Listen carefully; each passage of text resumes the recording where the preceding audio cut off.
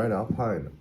Not Wednesday. I was about to say Wednesday. It's Friday, October 23rd. Boom, bam, pow. What are we going to start off with? Oh, we're going to start off with a nice little 400-meter run.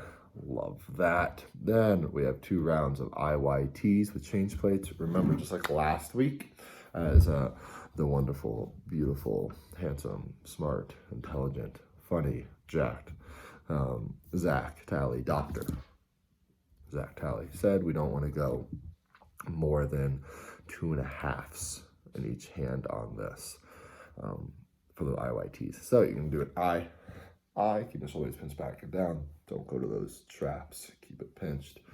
Then Y, then T. That is 1. You can do that 8 times. Then we have 10 beat kips, also known as kips on the pull-up bar. All right, kip swings. These are controlled with our shoulders here. All right, so we are thinking that even though it's controlled with our shoulders, we are not letting our feet dangle. All right, thinking core to extremity here, core is nice and tight. Movement coming from here while keeping everything braced at the bottom. We like to think about when your head is pushed through, your feet are back. When your head's back, your feet are slightly forward. All right, it's that hollow body, that Superman position that, we happen to work on in our warm-up on Wednesday. Okay, that same feeling. So we have 2 rounds of that. Next, remainder of time, coaches led barbell warm-up. All right, our workout here every 5 minutes for time and load. When I have a time and load score, there's always a catch-22. Where are we going to go with this? So the for time aspect, every 5 minutes we're completing 3 power snatches, 6 chest to bar, or 2 muscle ups, then 3 snatches, then 4 chest to bar, or 1 muscle up. So I first want to talk about the chest bar or muscle up option. We can do either or for that RX today.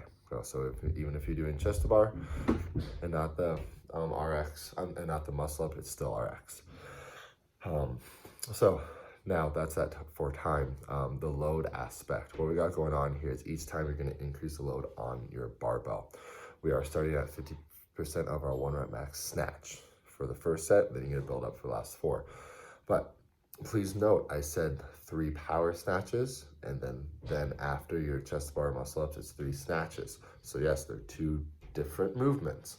Power snatches, where we get a catch slightly above parallel or higher, and then the snatches where we are receiving that bar in a full overhead squat. Okay, so with this, we are thinking, well, I can snatch more than I can power snatch, so that power snatch is going to be the limiting factor on how heavy you guys go today. And that's okay. It's absolutely fine. It's the way it is. So we are looking at each round to take 3 minutes or less, but that's 3 minutes of, wow, I'm moving here. I'm moving pretty fast. Those first, honestly, the first few rounds where that weight is still feeling pretty light, you guys are still pretty confident. I want you guys confident the whole time, but still pretty confident. We are going to see people taking 2 minutes, maybe 1:45. But as that load increases, people are going to need to kind of psych themselves up for those, especially those last 3 snatches. With this cycle, I've done a lot of, you have to go unbroken here, not there. You do not have to go unbroken on these barbell movements today. They can be singles if you'd like them to, but that's what that catch-22 is. Then your time is going to be a little bit slower. So it's kind of see where you want to go with that.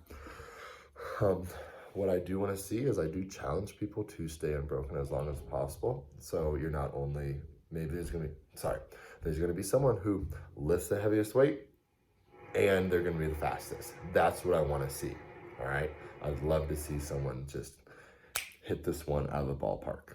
Okay. I have people I think that can do that.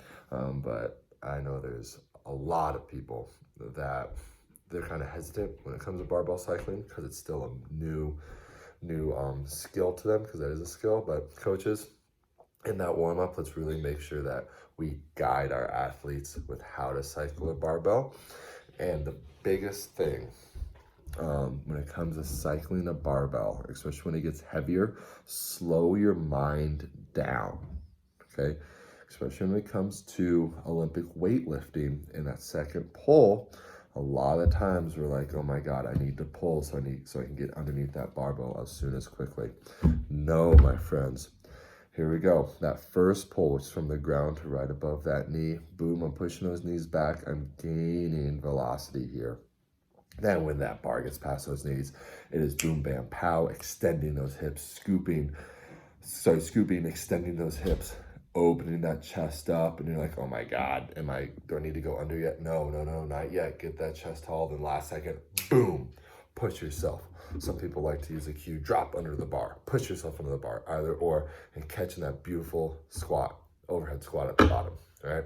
So, like I just said, slow your mind down, because slow is smooth, smooth is fast, all right? Boom, bam, pow, like I say every time during these videos. It's gonna be a fun day. This is gonna be one of our last workouts where I have give you guys the option of where to build to.